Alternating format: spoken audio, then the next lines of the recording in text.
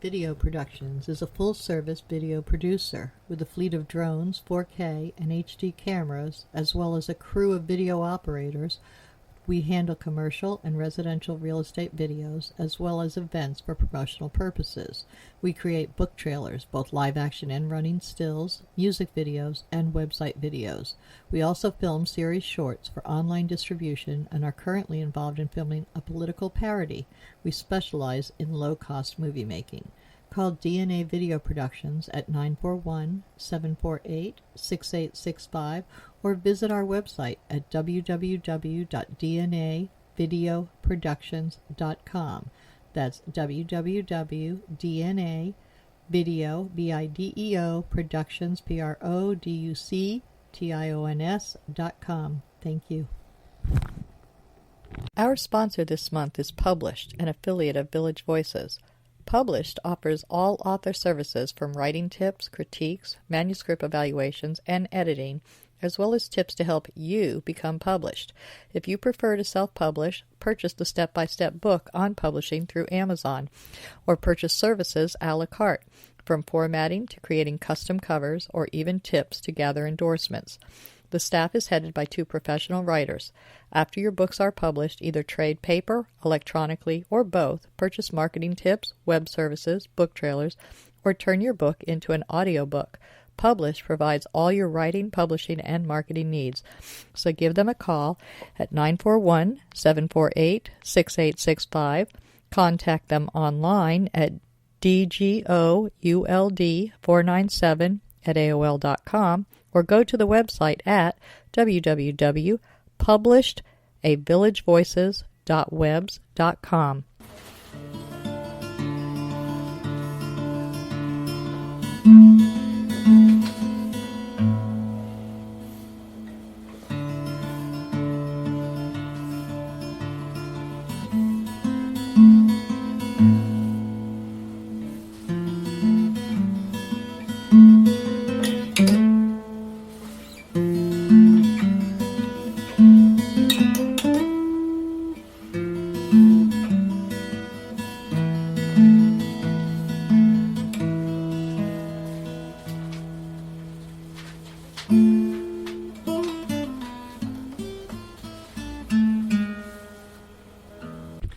Good morning. Welcome to Culture Coast. The intro you just heard was by Al Musitano, and this morning we're speaking with Robin Knowles, who is an author right here in the area, and he has just released his 2 newest books. He has previous ones as well. Good morning, Robin. How are you? Good morning, Donna. I'm well, thank you. Nice to see you. Now, you are not a writer by trade. It's not what you've done all your life. So let's start with the early years. Did you have any relatives that were writers professionally, reporters, anything of that sort, an English teacher? No, my dad wrote wonderful letters, some of which I read. And I tried to encourage him before he passed to write more because he was very precise and he was very good at it, but that's the limit of your family involvement. Yeah. Was anyone artistic that they did some kind of craftsman stuff? I am the only person in my immediate familial who is not musically inclined. I love to listen to music, but all others sing or play or perform. So I'm the standout there. So you went to the writing. Now, for your career, you were not a writer. What did you do? Have you always been in Florida? Things. Pardon? Have you always lived in Florida? I have been to many places. Never actually called any place but Florida my home. I was tempted several times to move or be moved, but Florida is my home.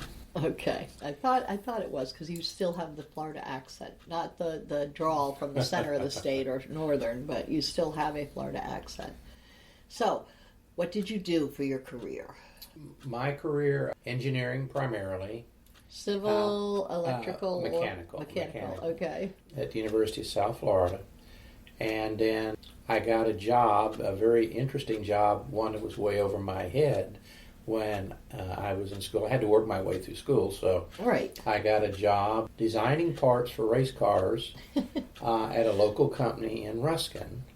And the man who owned it was an extremely colorful person, but it was one of those businesses that really needed thinking young people, and I was the right person at the right place and the right time.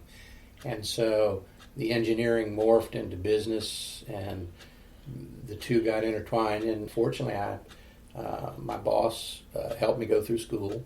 So my education was in business management, industrial management, management science, and in engineering. So that's my background there. Very nice. And you've done that most of your life. Yes, all the way. Recently retired, right? Just recently? I'm almost retired. Not quite. I've got 2 steps in the grave there. Not quite. You're working your way out. I'm working my way out, is right. Okay. Now, do you have children that are taking over for you? Actually, I'm, again, very fortunate person. I have 4 children. 3 of the 4 are in businesses that I started or own. 4th has a very satisfactory career as a naval officer. So your children have all gone their separate ways, and you're just working towards... So when did you start writing a book? What got you into it in the first place? Because these are not your first books. These are 3rd and 4th. Right. That you've got out, and we'll get into those in just a minute because I absolutely love your series. Now, your first book, how long ago was that? Well, I have to go backwards, if I may. I read her whenever I can, and I really enjoy reading. And I have dabbled with writing short stories ever since I was in high school, which it's a hobby. Did you publish some of them in magazines and stuff? No, just not, kept not, them at, in... not at that level, not at that time. It was just I just have to do it. It was a That's the best compulsion. kind of writing. I can remember mowing the lawn one day and writing the story in my head, and I actually shut off the lawnmower and went in and sat down at the computer. This is the 1980s, a long time ago. We had computers in the 80s? Yeah, we did. Wow. I can tell you it was An Aptiva? Actually, it was Peach Text was the name of the program. It was on a Microsoft IBM type computer. Yeah, they were the first home computers, the IBMs. You wrote the story. Out a short story, and it's still one of my favorites. So I have been writing for a long time, and was active in some years ago in a Tampa Writers Group, TWA, and have found that anywhere you look, there's a story if you just know how to tell it. From that came the first complete book, which I labored over a long time. Now, which one came first? The Death of Rapunzel, or the one your short stories? Actually, the short stories, some of them have been in my collection for a long, long time. And of them, I think there's only 20 in that book, 20 short stories in that book. And that's 20 out of maybe 200. So I just sort of picked. So you have more to put together into more short story books. Now, was that the first book you published, or the second? No, the first book I actually had published was Death of Rapunzel. How did that come about? How did the story come about? Yeah, how did the story come about? And then for the publishing of the book, both. But okay, let's well, start actually, with the story. I will share that one of my favorite authors, not spoken of a lot lately, but Louis L'Amour.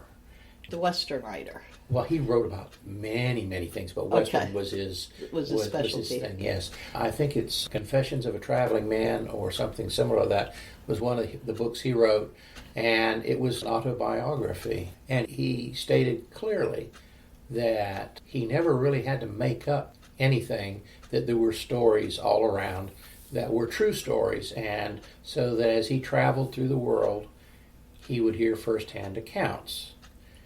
And that struck me because he said, you really don't have to reach. And I had, relative to Death of Rapunzel, I had an employee who had a daughter who became the character Rapunzel.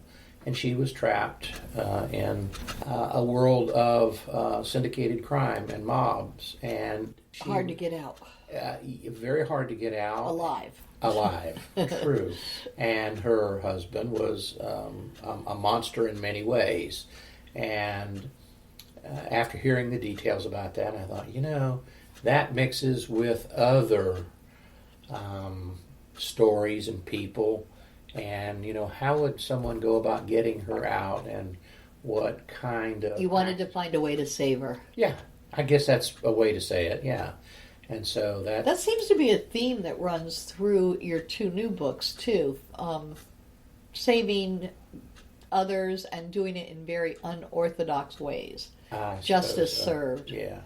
I tend to get a little bored with the straightforward, good guy gets a gun, straps it on, and goes to find and he's always a cop, and he plays by the rules, and still he wins. Yeah. Yours do not necessarily play by the rules, your main characters. No, and we all have a little bit of that character inside of us. And when people say, no, I don't, and I said, well, do you ever speed? And they say, what do you mean? I said, you exceed the speed limit. And they say, well, yeah, of course, but that doesn't count. And I said, well... you bend the rules. You break the rules sometimes. Yeah. And sometimes it's because it's necessary. It's not off subject here, but I get upset when people play traffic Nazis and try to make you go slower in the fast lane by going the speed limit because they're not going to let you around them. Yeah. And it's like, you don't know what that person might need to do. Are you preventing them from getting to the hospital and seeing their dying child? Or maybe she's pregnant and needs to get to the hospital to have a baby. Or it's a doctor that's attending to somebody. We don't know who these people are, why they're speeding. Maybe it's they've been told twice that they were late at work, and the third time they're going to lose their job, and you're going to destroy their whole family because you had to play traffic cop. Drives me crazy when people want to manipulate others. If he wants to speed or she wants to speed, as long as that's all they're doing, I'm okay. So I think that's why we have that new law about not traveling in the fast lane anymore. So, anyway, so back to your writing. So Death of Rapunzel came to you through a story from one of your employees. Well, yes, it started there, and I did a little research, and now that we have so much available to us on the internet, you can see, oh, this guy wasn't really making this up. There are cases similar. And the business I had at the time, it was frustrating me. I wanted a way out so I could play the part vicariously of the guy who's going to run away from a successful business and leave the world behind, and in the process finds someone he has to save. So it became... So that was your initial... That was my initial drift into fiction, the entire novel, and it was very well written for a first novel. I will say that. I did read it, and I reviewed it, and it is available still on Amazon. That's Death of Rapunzel by Robin Knowles. Now, you have just recently, you've been working on this for a couple of years, and more than that. Now let's talk about your new releases, because you have released 2 books. Let's talk about them. And well, I'm going to say this a couple times during the show. Both books are now available on Amazon and Kindle, and the Kindle versions until the end of the year are a 99-cent special. So I hope everybody goes and looks these up, because I enjoyed the heck out of both of them. So thank you. Go ahead tell us about these 2 books. Well, they both are...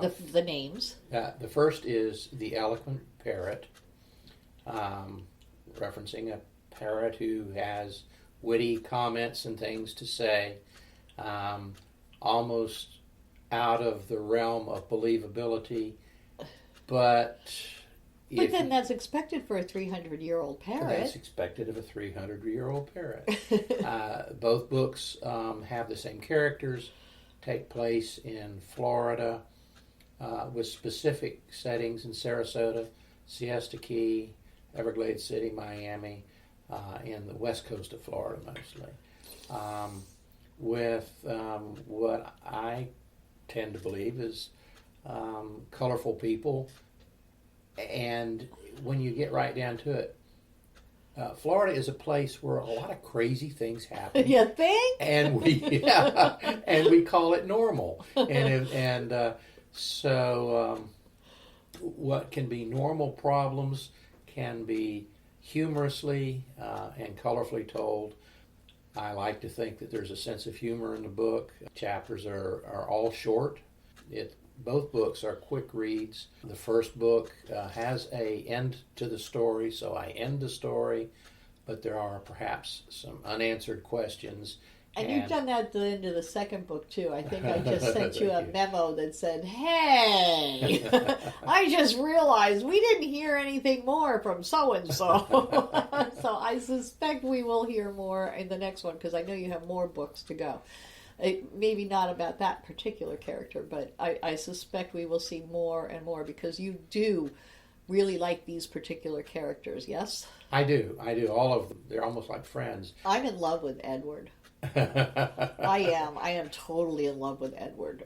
He is amazing. He's actually based, the character of Edward is based, not very tightly, but somewhat loosely, on a man who had much of the same past as Edward. Was the size, very big fellow, bearded, impressive, and a very deep voice. Was not what you would think of as an extrovert. He just was himself and was impressive in that way. So you created an Edward Teach. Yes. Named after the famous pirate. After the pirate Blackbeard. But Blackbeard is the parrot, not Edward. That is correct in the book. And I've deliberately left doubt about several things. How old is Hibiscus? How old is she really a witch? Is she the voodoo priestess who thinks she's the eternal mistress of the original Blackbeard, and that they are all reincarnate all the time, over and over. She plays in character. She will not leave the 17th century and the 18th century to come to the 20th and the 21st century.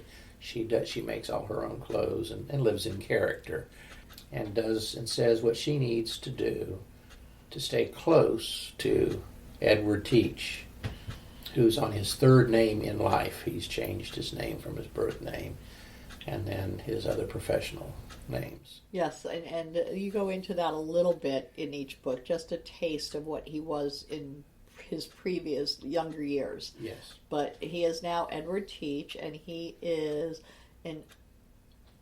a hero, but a hero with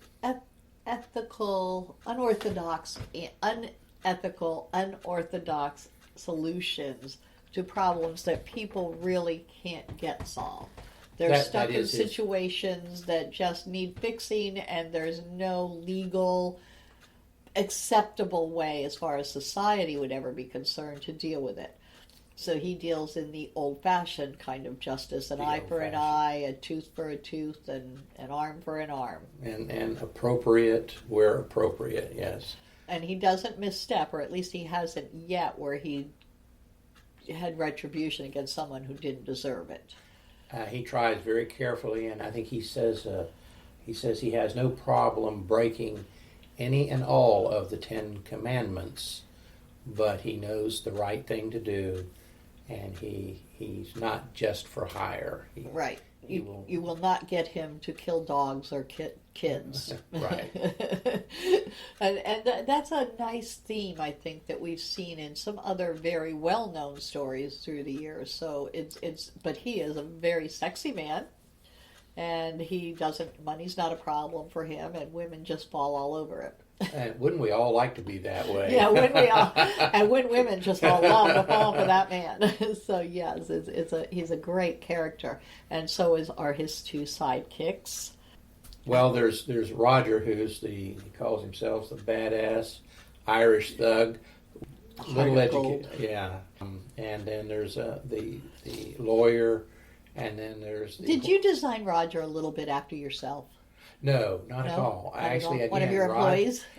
Roger was a guy who actually was an employee of mine one time. Like an ox. Will he recognize himself when he reads the book? I doubt he'd read the book. Roger doesn't read much. That's not the Roger we.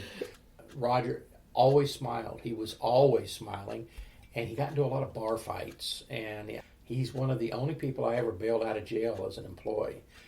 He and his excuse was, but I was just doing what I was supposed to do.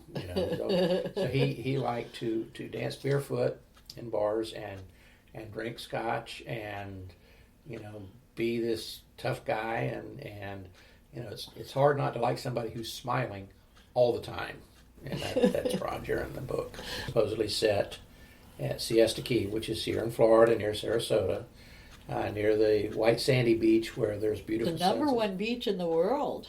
So the setting for the book is a fictitious bar. It is a fictitious bar.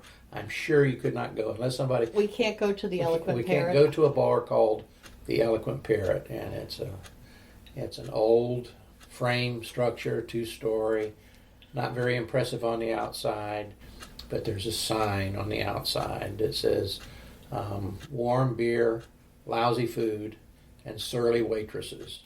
So it's like, Do I really want to go in there? Who would want to go in there? But the inside is cool and inviting, giving an ambiance of a time gone by. Okay. So that's 2 blocks from the. So these are action adventure thrillers. Yeah, I think that's the best way to describe them.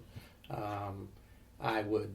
They're not espionage. They're not, but they are a lot of action. Right. And, I laughingly, I poke fun at myself. I have no problem doing that. Say they're trashy books designed for those people who like to read a book at the beach. It's not for young adults. It's not for impressionable children. no, there's. How did you put that on the front? There's sex and violence, but not too much. Yeah, sex, of course, there has to be in a beach book, and violence, but only when necessary.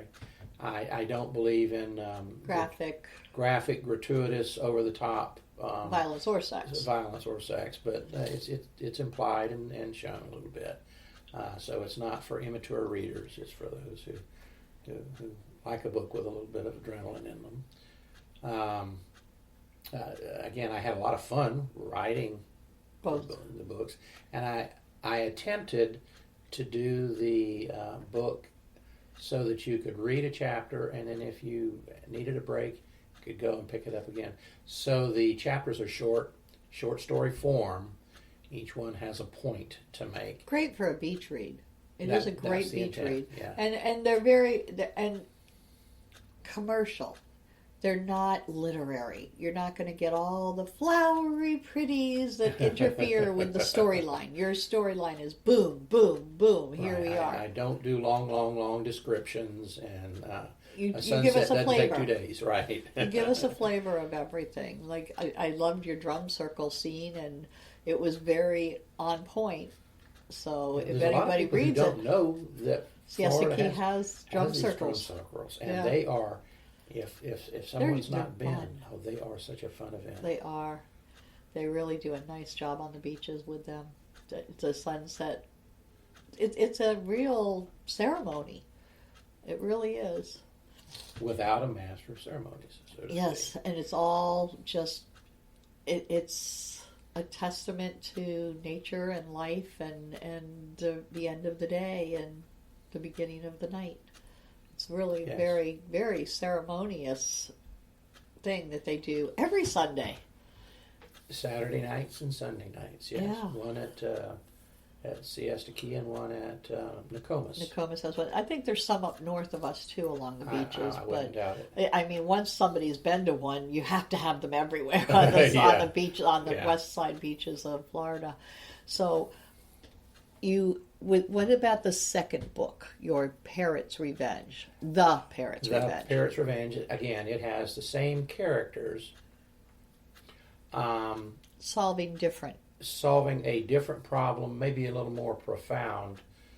This time there's a real urgency to be resolved, and Edward and Hibiscus get drawn in a little bit over their head. He's not a perfect sleuth. He sometimes underplays or overplays his hand, as we all make mistakes. But of course, the good guy wins in the end. That's a requisite.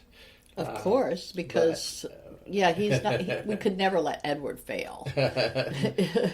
He has failings, but he doesn't. He fail. may have a setback once in a while, but Yeah. he'll never fail. Right. So, all right. So, and Hibiscus is pretty good too. She made a few mistakes in the first book, big ones, but Yeah. she recovers nicely, and justice is served in the end of each one of your In each books. of the books. So there's really two separate villains with a continuation of the story, And the third one is actually going to go way off. We're not going to be in Florida anymore. At least not at the beginning. Actually, that's correct.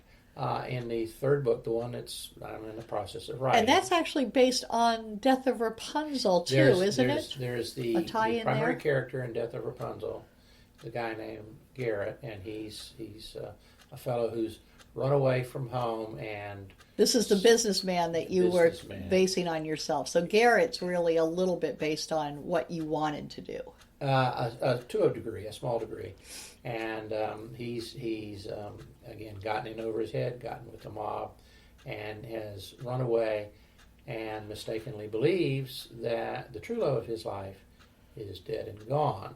So, in a Viking fashion, at the end of the first book, and a lot of people have objected to that, he sails away, apparently intending to not to commit direct suicide, but to perish at sea through the whims of the sea, and to sail in the direction of where the Vikings came from.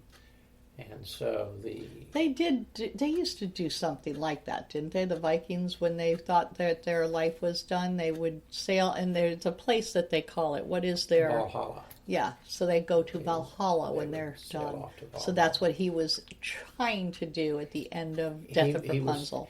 And so at the beginning of this book, yet to be completed, he happens to be in the frozen sea at about the same place as the Titanic sunk, off of Newfoundland.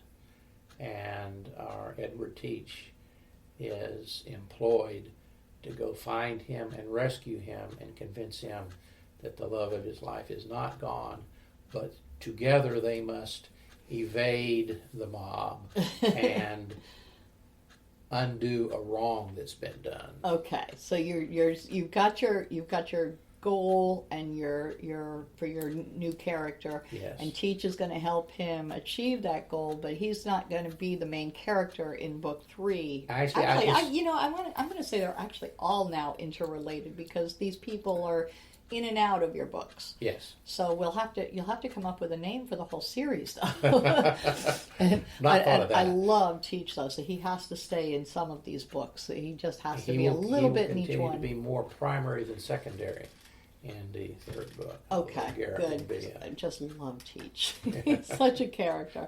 Now, all of your books, again, I'm going to say, are on sale till the end of 2016 for 99 cents on Kindle. Well, actually, I think to correct you, the Eloquent Parrot is on sale for 99 cents.